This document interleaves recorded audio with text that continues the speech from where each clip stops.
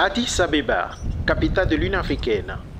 Ici, en Éthiopie, le Premier ministre Victor Tomiga-Dogbe, chef du gouvernement, a pris part aux travaux de la 37e session ordinaire de la conférence des chefs d'État et de gouvernement de l'Union africaine, représentant le chef de l'État, son Excellence Faure Sozina Gnassingbé. Une rencontre tenue dans un contexte de différents conflits sur le sol africain, de terrorisme, des juntes au pouvoir, le retrait de certains pays de blocs sous-régionaux et la situation politique au Sénégal.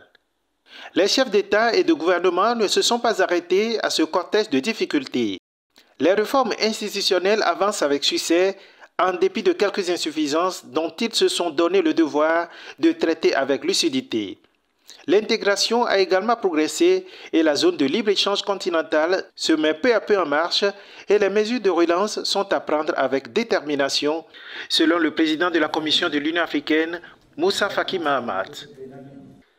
À l'issue des travaux, les dirigeants ont désigné le président de la République islamique de Mauritanie, Mohamed Ould Cheikh El Ghazouani, président en exercice de la conférence des chefs d'État et de gouvernement de l'organisation panafricaine pour un mandat de 1 an.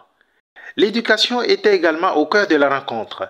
Le thème adopté par les dirigeants pour cette année, Éducation africaine pour le XXe siècle, construction de systèmes éducatifs résilients pour accroître l'accès à une éducation inclusive, continue, de qualité et adaptée en Afrique.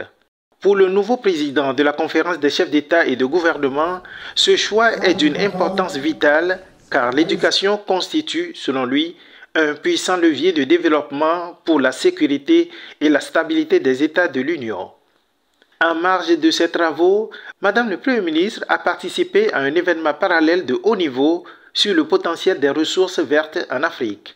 Une importante rencontre d'échange qui interpelle les dirigeants africains sur l'urgence climatique et les opportunités pour le continent de valoriser ses ressources naturelles pour une croissance inclusive.